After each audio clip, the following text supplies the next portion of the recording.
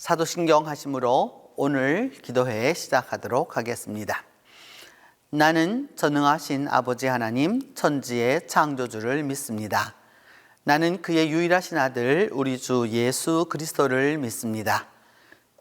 그는 성령으로 잉태되어 동정녀 마리아에게서 나시고 본디오 빌라도에게 고난을 받아 십자가에 못 박혀 죽으시고 장사된 지 사흘 만에 죽은 자 가운데서 다시 살아나셨으며 하늘에 오르시어 전능하신 아버지 하나님 우편에 앉아 계시다가 거기로부터 살아있는 자와 죽은 자를 심판하러 오십니다. 나는 성령을 믿으며 거룩한 공교회와 성도의 교제와 죄를 용서받는 것과 몸의 부활과 영생을 믿습니다.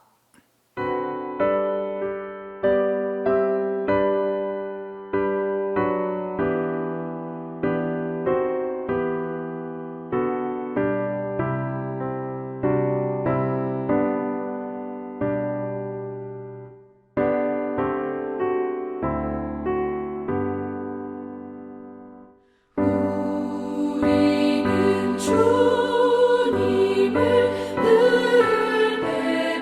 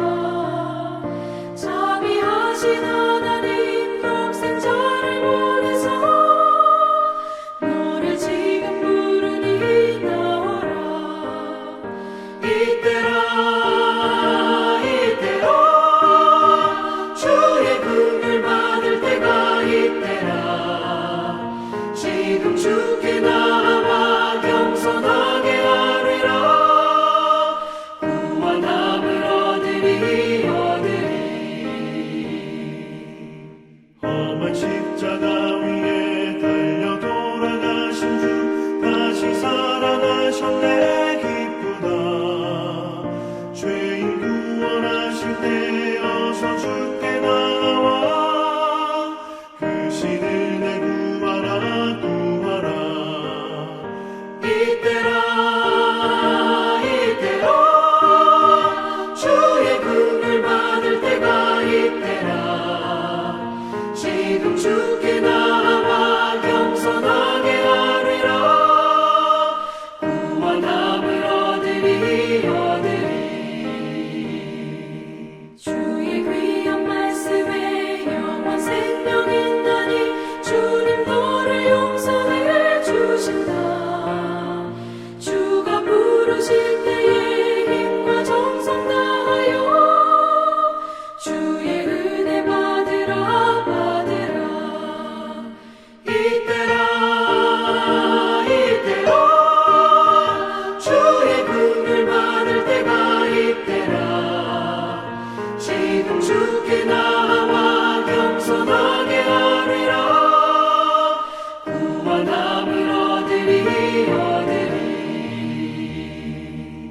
세월 빨리 흐르고 세상 친구 가는데 너의 영혼 오늘 밤 떠나도 주의 구원 받으면 천국에서 영원히 주와 함께 살리라 이때라 주의 긍휼 받을 때가 이때라 지금 주께 나와 겸손하게 하리라 구원함을 얻으리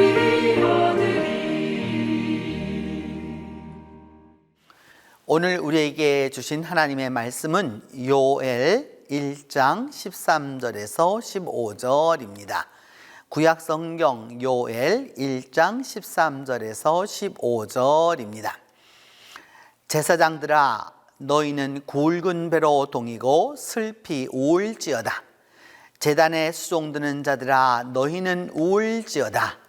내 하나님께 수종드는 자들아 너희는 와서 굵은 베옷을 입고 밤이 새도록 누울지어다.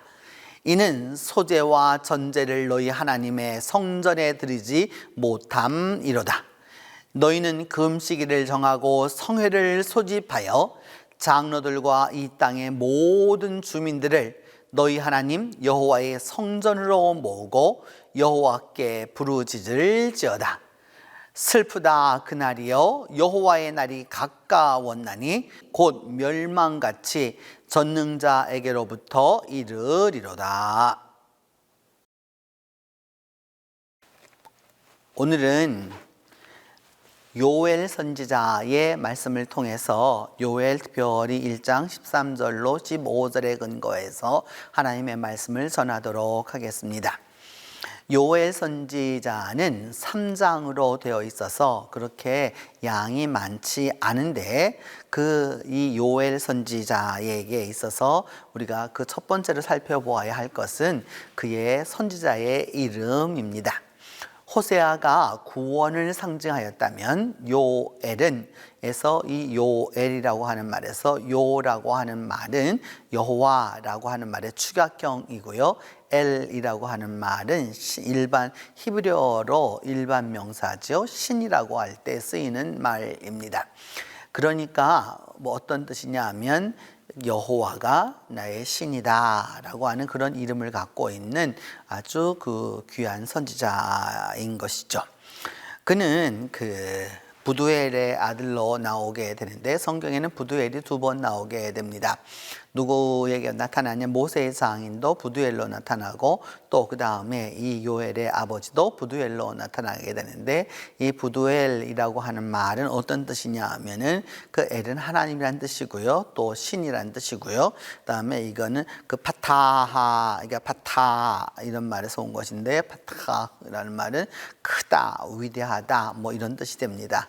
그러니까 하나님은 위대하시다라고 하는 그런 이름을 갖고 있는 그러한 그 아버지에게서 태어난 아들의 이름은 요엘이었습니다. 특별히 요엘은 짧은 장수이지만 그 요엘의 내용을 이게 전체적으로 읽어보게 되면 예루살렘에 대한 부분이 참 많이 나오고요. 시온이라는 말도 많이 나오고요. 또 성산이라고 하는 거룩한 산이라고 하는 성산의 개념도 많이 나오고 성전에 대한 부분도 나오고 또 오늘 우리 본문에도 나타나지만 성전과 또 그 다음에 제사와 제사장들에 관한 것들이 아주 많이 이렇게 언급이 됩니다. 이와 같은 것을 통해서 볼 때 그의 그 예언의 내용 전체를 볼 때 우리는 아마도 그 요엘이라고 하는 선지자는 요엘 예언자는 제사장 출신의 그 사람이었을 것이다. 제사장 가문 출신으로서 또 신앙으로 자라나서 또 하나님의 부르심을 받아서 사역했던 분이었다라고 하는 것을 알 수 있습니다. 하나님의 말씀이 예언자라고 하는 것은 하나님의 말씀이 주어지게 되면은요, 그 하나님의 말씀이 그 사람에게 감동이 일어나게 되어서 감화라고 우리가 보통 표현하게 되는 하나님께 사로잡힌 바 되게 되는 것이죠. 그래서 그 하나님께 사로잡힌 바 되어서 그때 전하는 것이 바로 선지자의 그 말씀도 되고 하나님의 말씀도 되는 것이죠. 그렇게 함으로써 그 예언자가 말씀의 이제 예언자가 되게 되는 것입니다. 이 요엘은 우선적으로 여러분 이렇게 우리가 호세아도 그랬지만 이제부터 계속해서 읽어 내려가야 할 그 성경을 보게 되면 어떤 부분이 있느냐 하면 예언서에는 크게 두 가지의 모습이 나타납니다. 하나는 하나님의 심판과 책망의 메시지입니다. 엄청난 책망과 또 그리고 무시무시한 징벌과 심판과 또 그런 것들을 쫙 이렇게 말씀하시는데 그것만 있느냐 하면은 꼭 그것만 있는 것이 아니고 그 내용 다음에 꼭 이야기하는 것은 뭐냐 하면은 하나님이 그들을 구원하시겠고 또 그들에게 그 잘못이 있고 그런 여러 가지가 있지만 분명히 하나님은 소망을 주어서 구원하시겠다라고 하는 그 두 가지 메시지가 반드시 짝을 이루어서 간다라고 하는 것을 알 수 있습니다. 그렇기 때문에 그 예언서를 읽으면서 그냥 우선적으로는 이게 너무 심판의 메시지고 책망의 메시지고 그 다음에 회개하라는 메시지고 잘못했다는 메시지니까 그것만 있나 보다라고 생각하지만 실은 그렇지 않습니다. 오히려 하나님은 더욱더 돌아오기를 원하고 회개하기를 원하고 회복되기를 원하고 하나님의 사랑을 더욱더 알기를 원하여서 그 하나님의 깊은 내용을 이제 말하고자 할 때 그 예언자들을 사용하였던 것을 알 수 있습니다. 그래서 이 요엘 선지자에게서 아주 중요한 부분은 무엇이냐면은 요엘은 심판의 메시지가 아주 강한 그 예언자입니다.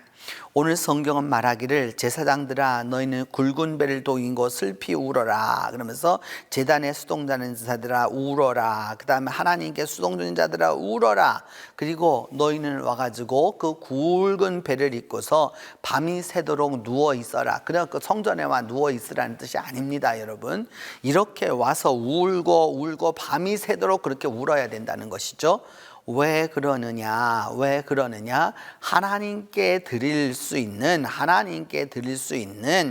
하나님께 드릴 수 있는 여러 가지 제사들이 전제라든지 하나님께 번제라든지 화목제라든지 이런 것들을 드릴 것이 없기 때문에 이제 하나님께 나와서 그 회개하라는 것입니다.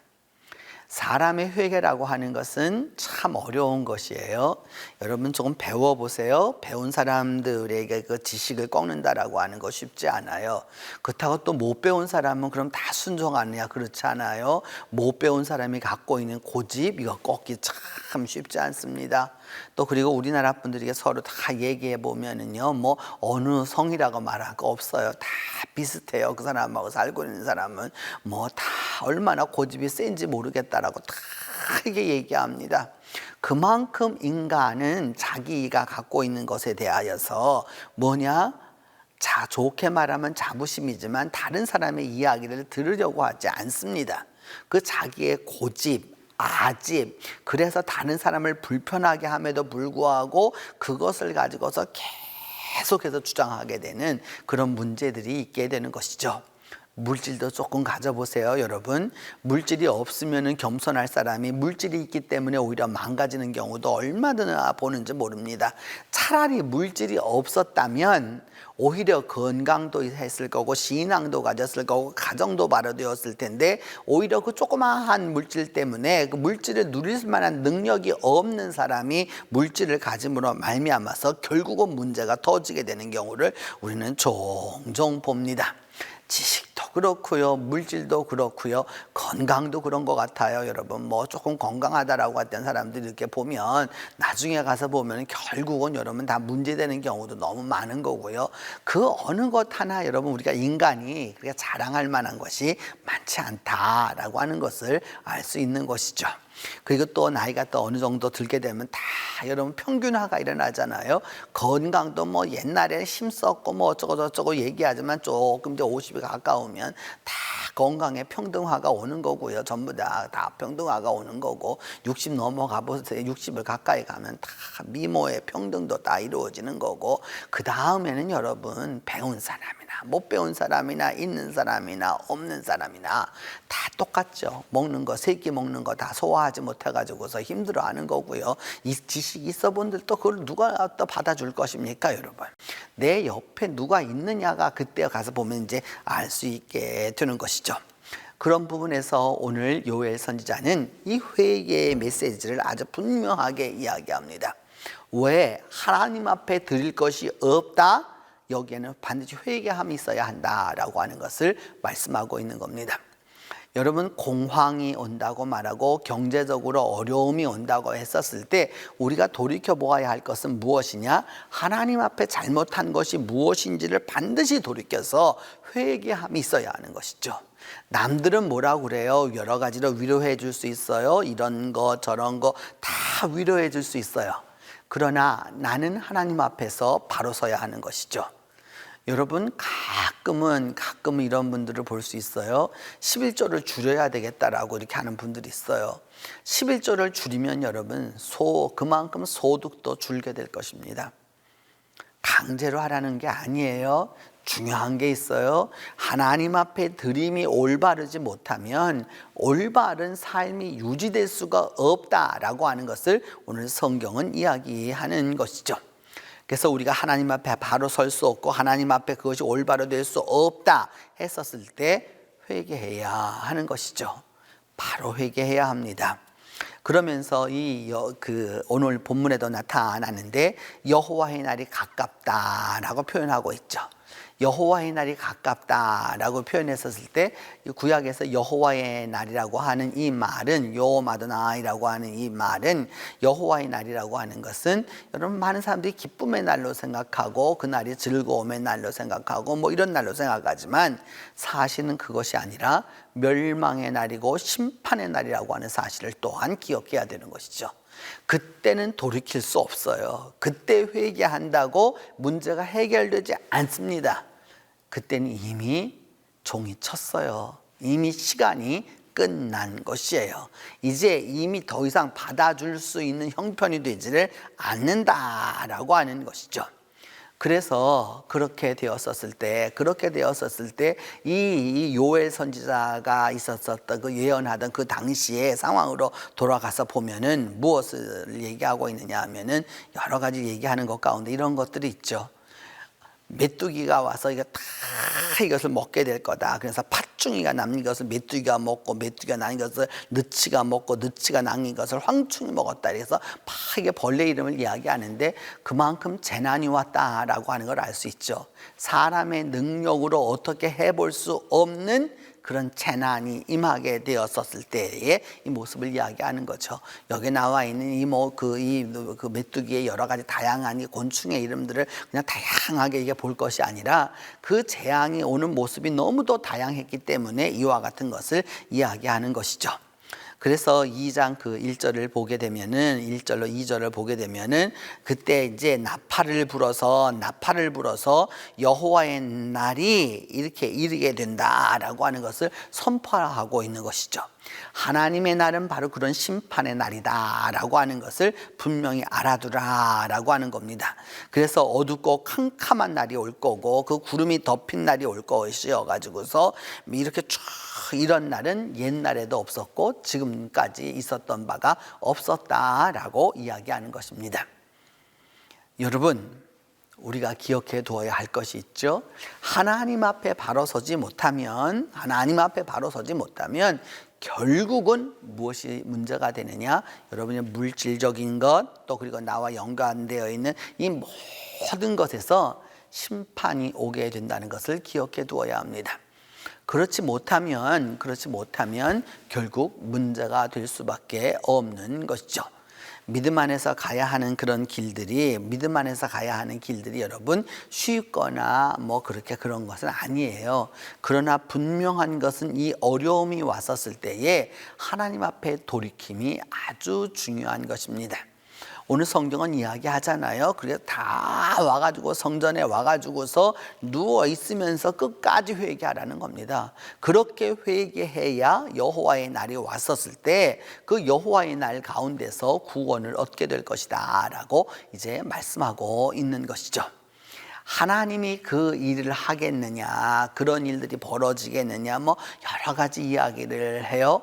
여러분, 요즘 우리나라에서 많이 쓰이는 말 가운데 하나가 코리안 뉴딜, 한국적 뉴딜 정책이라고 이런 말을 참 많이 하잖아요. 그 뉴딜이라고 하는 그 정책은 결국 루스벨트 대통령이 여러분 미국의 대공황이라고 하는 아주 그 경제적으로 어려운 시기를 지났었던 것이죠. 2차 대전 이전에 아주 그 어려운 시기를 지나면서 그 1달러만 주면, 먹을 것만 주면 무슨 일이든 다 하겠다라고 하는 바로 그런 부분이 있었을 때에 그때에 그가 대통령으로 나와서 뉴딜 정책을 한 거죠. 뉴딜. 그 이전과는 다른 새로운 정책을 설립했던 것이죠. 그 설립해서 만든 것이 여러분 그 당시에 여러분 지금 우리가 보고 있는 그 엠파이어 스테이트 빌딩도 그 당시에 그것을 만들게 되는 것이죠. 후보댐도 마찬가지로 지금은 다 관광지가 됐지만 그것을 전부 다 막아서 그 새로운 정책을 취했기 때문에 미국이 그 대공황에서 살아남았고 결국 2차 대전을 넘어서 지금까지 세계 강국으로 살아남을 수 있게 된 것이죠. 거기에는 하나님 앞에 바로 서고자 하는 바로 그런 부분이 있었기 때문입니다. 오늘도 믿음 안에서 살아가는 우리들이 해야 할 일은 바로 이와 같은 것이라고 할 수 있습니다. 특별히 오늘 성경은 그 제사장들과 성전과 연관되어 있는 이들 모두에게 이렇게 말씀하고 있는 것인데 여러분 하나님 앞에 올바로 회개하고 그 다음에 금식일을 정해서 성회를 소집해서 결국 하나님 전에 모여서 하나님께 부르짖으라고 말씀하고 있습니다. 교회가 와해되고 있는 상황이죠, 여러분. 교회에 올 수 없는 상황이 되었단 말이죠. 그리고 교회에 오는 것이 힘든 상황이 되었습니다. 그렇다고 여러분 하나님 앞에 부르짖을 수 없습니까? 우리가 성령 안에서 하나라고 하는 것을 깨닫는다면 그 어느 곳에 있든지 간에 하나님의 말씀을 들을 수 있잖아요. 이렇게 새벽에 여러분들이 또 내지는 또 시간을 내어서 기도하는 시간을 위해서 교회가 이렇게 준비해서 보내잖아요. 보내면 뭐 합니까, 여러분? 보지 않는데, 듣지 않는데 무슨 소용이 있습니까? 보지 않고 듣지 않는 자가 어찌 깨달을 것입니까? 깨닫지 못하는 사람에게는 결국 그 일을 반복할 뿐이에요, 여러분.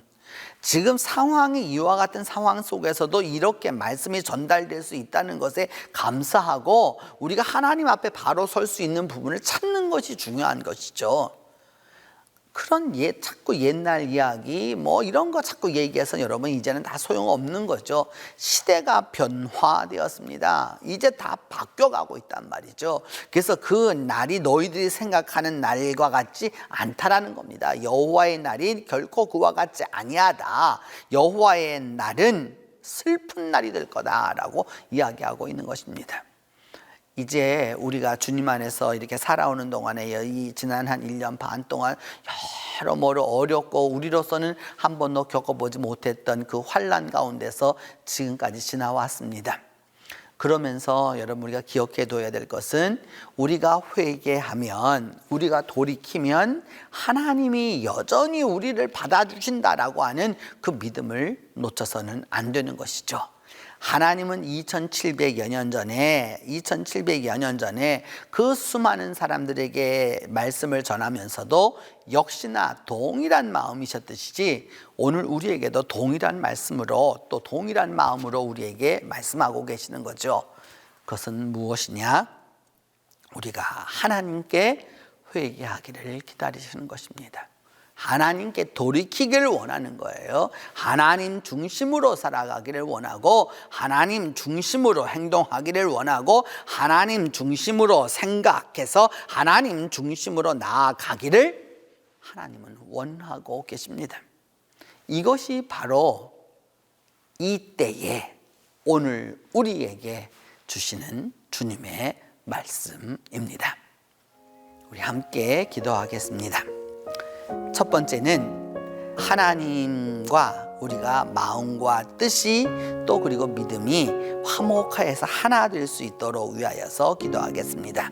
하나님의 마음과 우리의 하나님의 뜻과 또 그 우리의 믿음이 이렇게 하나가 되어서 하나님 앞에 나아갈 수 있도록 위하여서 기도합니다.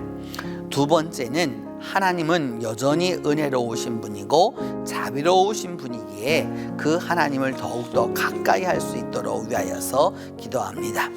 세 번째는 우리 동신교회의 교회학교가 믿음이 굳건하고 올바로 자라갈 수 있도록 위하여서 기도하겠습니다. 교회 학교가 일어서는 교회 학교가 굳건한 교회에 하나님 교회의 미래가 있고 하나님의 말씀이 전달되는 놀라운 역사가 있습니다. 하나님의 은혜가 있을 수 있도록 위하여서 우리가 이 일을 위하여서 기도합니다. 네 번째로는 교회 안에 베풀어 주시는 성령의 역사가 충만하도록 위하여서 기도하겠습니다. 육신적으로는 대면하지 못해도 실제적으로는 하나님 안에서 서로 간에 화합하고 하나 되어서 성령 안에서 성령의 충만함을 이루고 나아갈 수 있도록 위하여서 우리가 기도하겠습니다.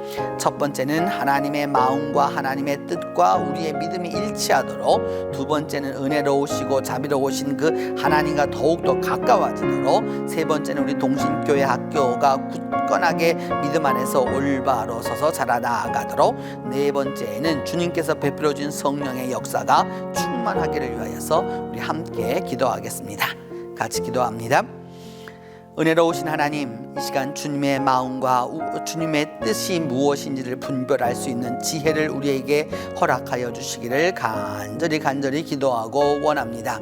하나님이 은혜를 베풀어 주시고 하나님이 함께하여 주시고 하나님이 도와주셔서 믿음 안에서 우리가 살아가는 이 모든 것들이 하나님의 마음과 뜻에 부합할 수 있도록 하나님이 도와주시옵소서.